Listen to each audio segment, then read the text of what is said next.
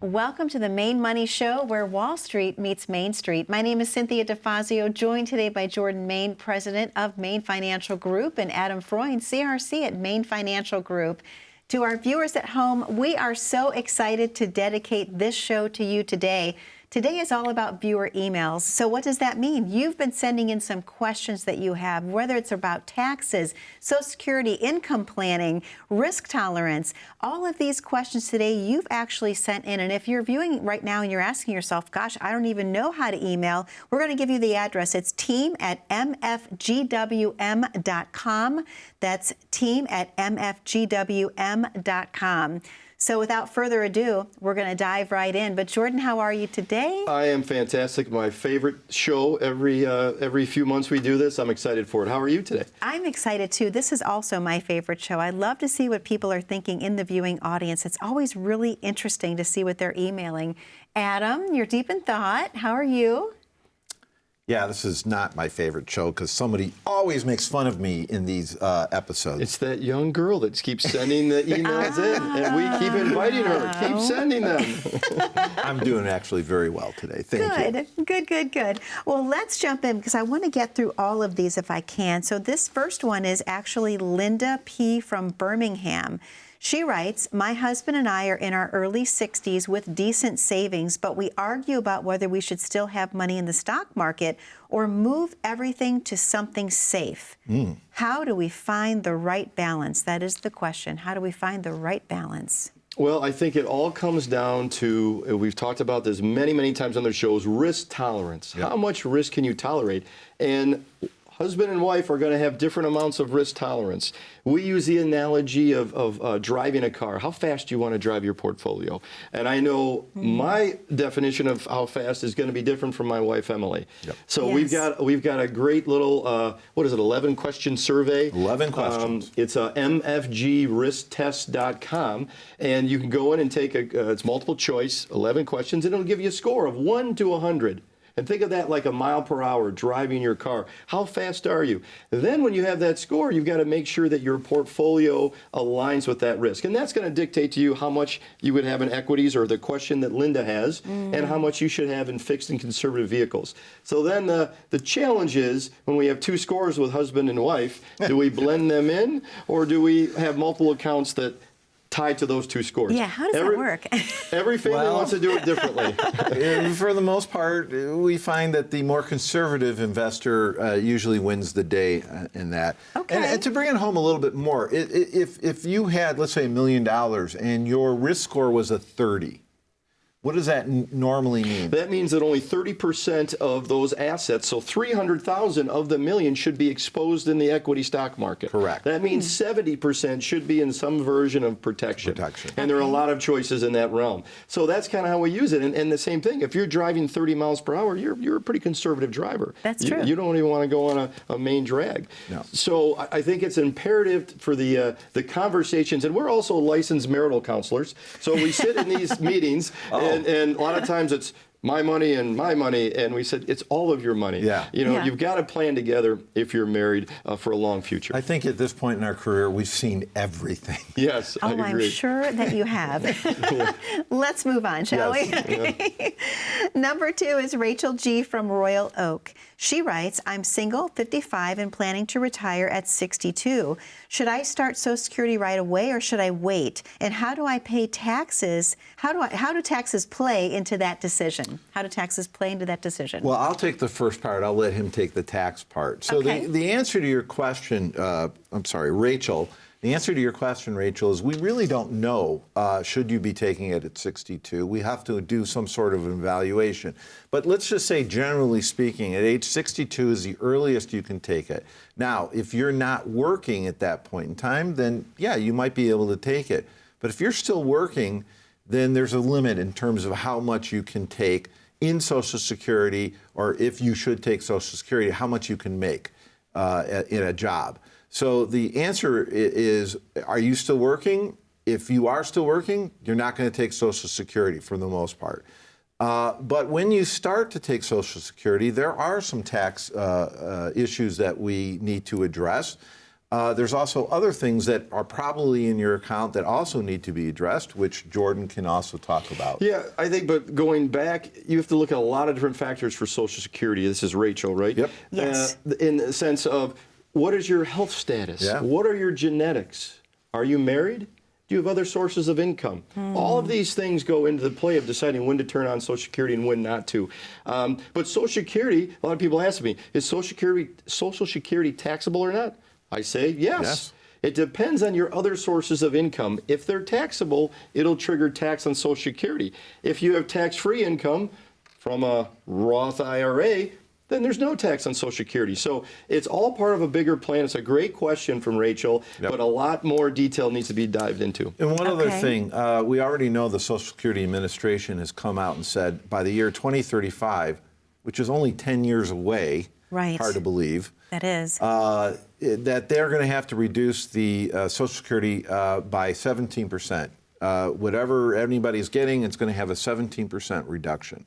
Well, what does that mean? That means that maybe taking Social Security earlier is a wise step. If Congress does something about it, that's great. But basically, in order for Social Security to go beyond 2035, Social Security Administration says a 17% reduction. Doesn't matter if you just started or if you've been on it for 20 years. Wow. Okay. Very important to know.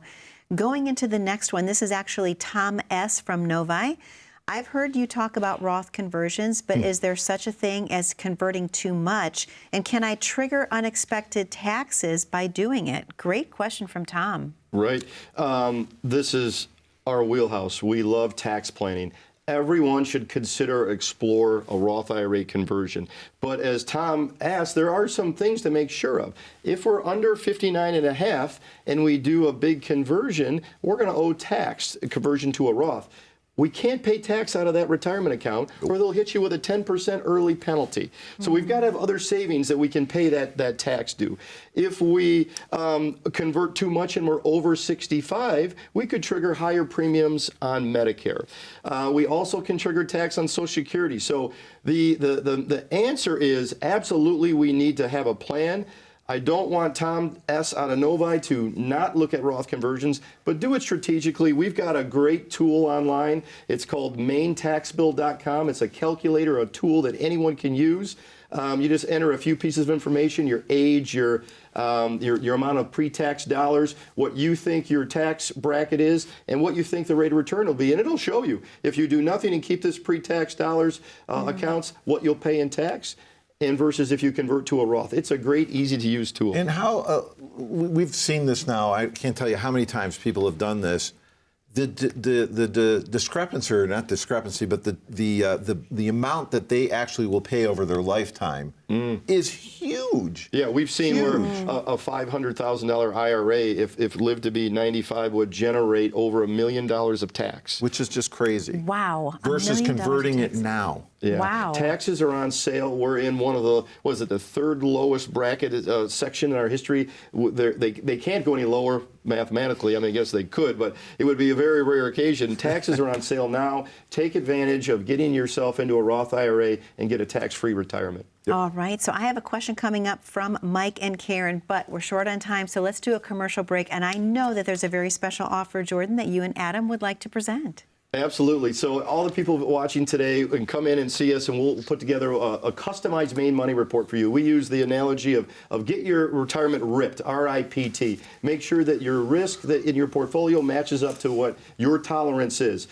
Make sure that you have an income plan, not an income guess. Tell us what you think you can get out of your portfolio and income. We'll show you a couple tricks to get a little bit more. The P is a portfolio health. Make sure that you get a checkup on your portfolio. Let's stress test this thing. Make sure you're not paying too much in fees, that you have good returns, you're beating the benchmarks. And the last one, T, is taxes. We just alluded or talked a little bit about that. Get Uncle Sam out of your retirement.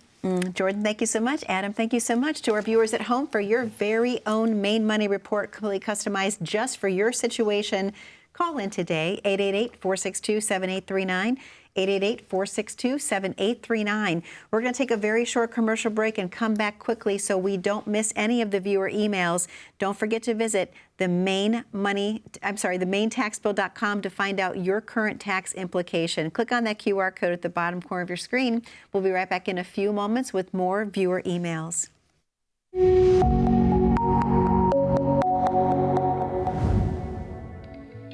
The culture at Maine Financial Group is, I think, in one word, family. We really enjoy working with each other. And yes, at times it can be hectic and chaotic and things are going at 100 miles an hour.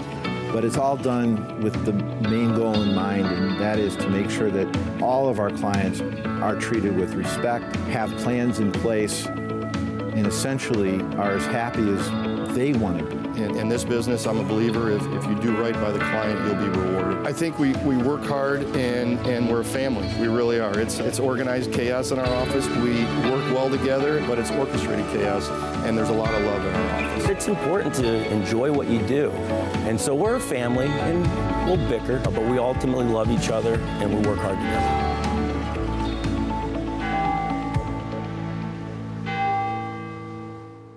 Welcome back to the Maine Money Show, where Wall Street meets Main Street. My name is Cynthia DeFazio, joined today by Jordan Main and Adam Freund of Maine Financial Group. And again, viewers at home, this is your show today. This is viewer email, so we're taking a look at what your questions are, and we're answering them for you. So let's dive right in. I mentioned we had a question from Mike and Karen B, and I didn't want to rush through that, but this is actually from Canton.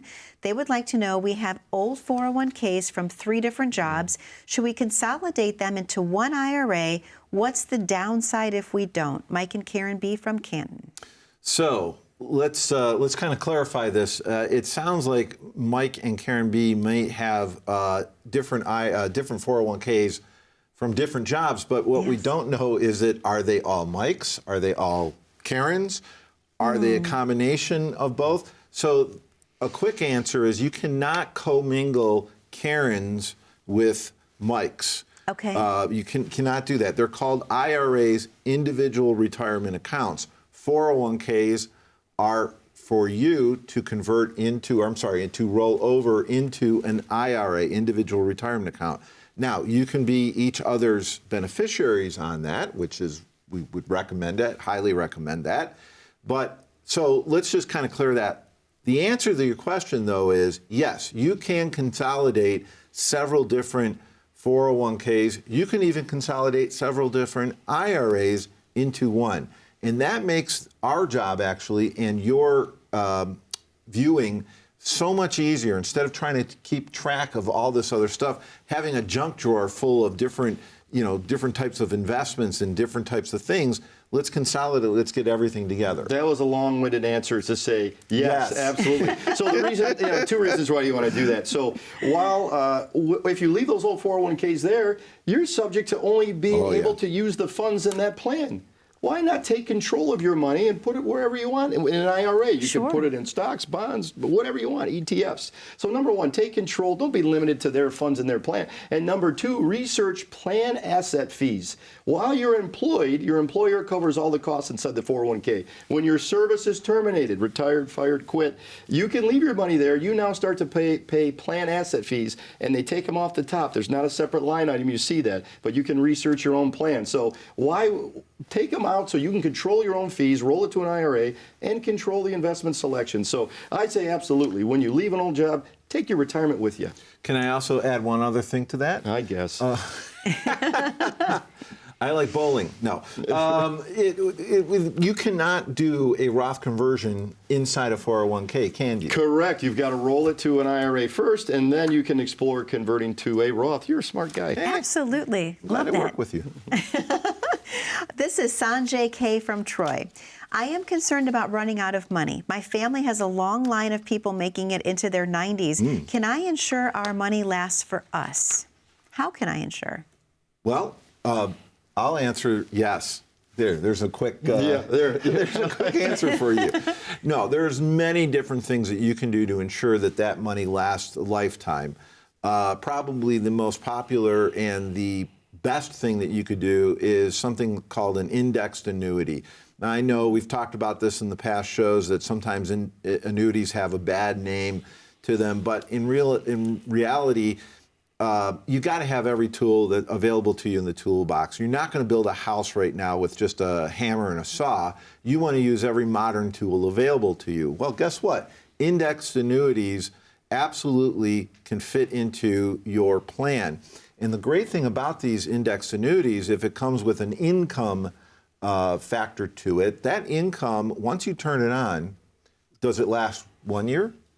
I think they stop paying you at age 120 on some of them. Well, there you go. Age 120. So if you make it to age 120, then, okay, they'll stop paying you. But until then. That's one way you can essentially design your own personal pension. Yep. Okay. How cool is that? That is cool. I want to put together our own personal pension. You can use these insurance companies that will guarantee it for the rest of your days, and even if you want to include your spouse. There's all kinds of cool things in that. So that's one way to answer the question. There are several ways too, but I think that's the most popular. Yep. Okay, excellent. Well, here's our next question. This is Lily M. from Livonia. She writes, "Hi, Adam. My name is Lily. I'm 14, and my parents make me watch your show every Sunday. They say it's educational, but I actually kind of like it. So don't tell them. I have 2 questions. Number 1, Adam, do you polish your head before the show, or does it just naturally shine like that? I'm asking for a friend. Number 2, I've been saving birthday money and babysitting money. Should I put it in stocks, or is there something better for someone my age? And since Lily isn't my real name, Jordan, I think you're cute." All right. Oh, sure. I like Lily. Oh, yeah. Lily's a peach. Well, she wants to know, do you polish your head? She's asking for a friend. Yes. No, I do not polish my I head. don't think we right. can give investment advice to a minor. We'll have to check compliance on that. Yeah. Well, let's just talk in generalities. What I have told people in the past when they want to get into investing, I'll relate a story to you. When I was born, my grandfather bought DTE. Actually, it was just a Detroit Edison stock back then. And it really kind of got me interested, especially when every month I'd get a little check for maybe 25 cents, or maybe it was every 3 months for 25 cents, which was a dividend, and that was explained to me.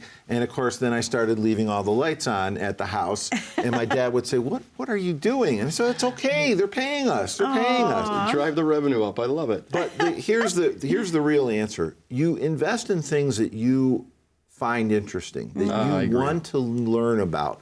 For instance, if you like Disney, invest in Disney. If you like to wear Nike shoes, invest in Nike shoes. Invest in things that create interest for you. That's what Warren Buffett always says. It's so true. Like he says, when you buy a stock, you're investing in that company. You're part of that business. You're not just tracking a valuation up and down. He looks at not the share price, but the number of shares he can get. Yep. So when the market's volatile and goes down, he can get more at a discounted rate.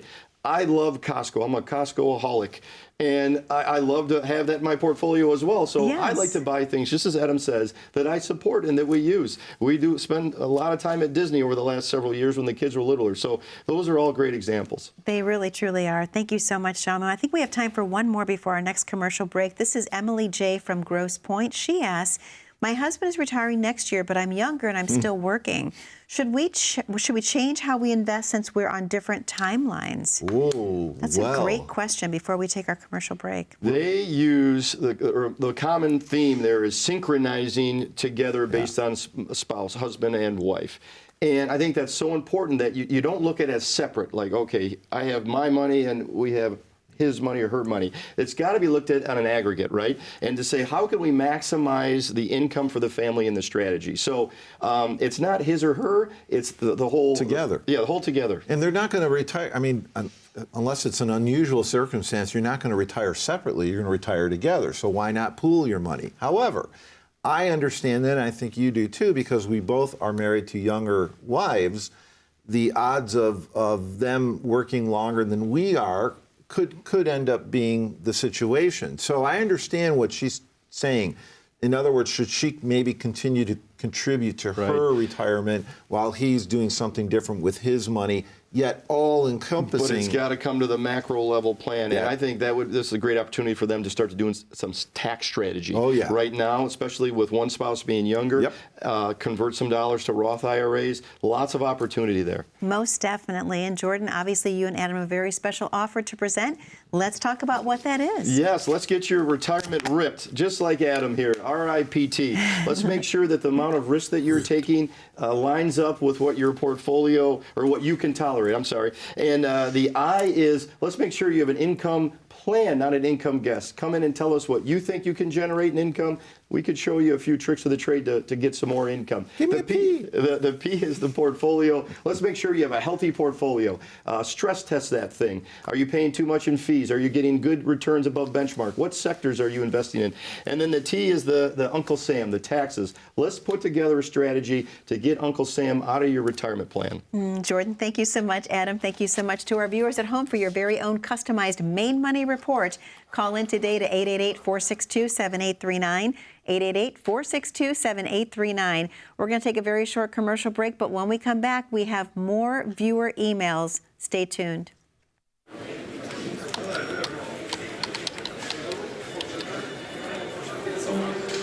The work never seems to end until the day it finally does. After nearly a lifetime on the job, you should be rewarded for all the time you spent working. Whether that's crossing off items on your bucket list, learning a new passion, or rekindling the love of an old one. After all, life isn't over when you stop working. It's the start of an all-new chapter, the one where you're the writer and you get to choose how your story will go. A way to achieve that is by having a clear financial plan to sustain your golden years. The biggest fear most retirees have is if they'll have enough money to maintain the lifestyle they've always enjoyed. Having a plan to help protect you against the curveballs life often throws will help to maintain your lifestyle. Call today to get your free written financial plan so you may live every day to the fullest and enjoy the retirement of your dreams.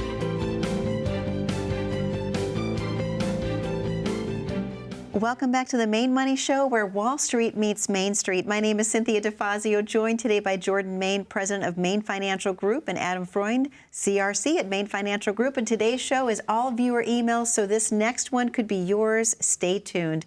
I love this show. This is awesome. So here we go. This is Dave L. from Farmington Hills, and he writes, my financial advisor at the bank keeps recommending annuities, but I'm skeptical. Are annuities really that good, or just good for the person selling them? Well, I'll take the first stab at this, since I used to work in the bank and I was a financial advisor in the bank. The most candid answer is I don't know. I don't know if that's exactly what they're trying to do. I can tell you that when I worked in the bank, most banks were pushing variable annuities. And why was that? It was because they got paid more on them. Now, I'm not saying that this guy is doing that, or this person is doing that, I should say. But the truth of the matter is you need a second opinion. Bring in what they're proposing to you, and we will give you an honest answer. Why can I say that? It's because we both are fiduciaries. We have to do what is right for you, not what is right for Jordan and myself. Now, the macro level of that is, are annuities good or bad? And we've said this before. The answer is yes. Yes. They are good and bad, depending on the type and the ones. But specifically to his question, I think I can debunk that. They say, is he selling me annuity just to make the commission? Well, let's compare apples and apples. So if someone sells an annuity, it might be anywhere from 3 to 7% in commission, depending on the type, right? Depending on the agreements they have with their companies and what have you. But there's somewhere in the middle, so let's just say 5%. Okay. And that's the term that we're discussing is a 10-year term. Yep. On the flip side, in our managed portfolios at the bank or wherever he's at, they're going to charge you 1% a year of the value of the assets. So in that managed account, they're going to make 1% a year for 10 years. That's twice as much as they made on the annuity. Wow. Plus, every year when the account goes up in value, they get 1% of a higher amount. So a lot of money managers only that don't have the tools of annuities will try to talk bad and dog annuities and say that, but in actuality, their managed account is costing people more than maybe a nice indexed fixed annuity or a version of that. Yeah, the real answer is we just don't know. We don't know what type of annuity that this person is putting forth, and I would just suggest that you come on in, give us a call, and we'll take a look at it, and we'll give you a real answer, the truth. Thank you so much. Well, here's the next one. This is Angela R. from Ann Arbor, and she writes, I've been maxing out my 401k, but should I also be investing in a Roth IRA at the same time? Which one comes first? Whoa. Yes, Roth. Roth. We can't stress it enough. The tax-free, nothing is better than that. No matter what happens in tax rates in the future, they can never be taxed. I do like contributing to the 401k if there's a match. Yep. So I would start with maxing out the Roth 401k first, whatever the limitations for the plan allow. And if there is more room, then put into the pre-tax just up to the match to get some free money. Okay. Yeah, there's also a philosophy that it depends on how much she's earning, what kind of tax bracket she's in. If she's a high income earner and healthy, there might be another alternative even than putting it into a 401k, and that would be diverting that money and putting it into something what we call a LIRP, and that stands for Life Insurance Retirement Plan. These things are really cool because in retirement, you basically back out what you've been putting in, and because of the way the insurance companies have set these things up, everything that you're pulling out of that is not taxed. It's tax-free.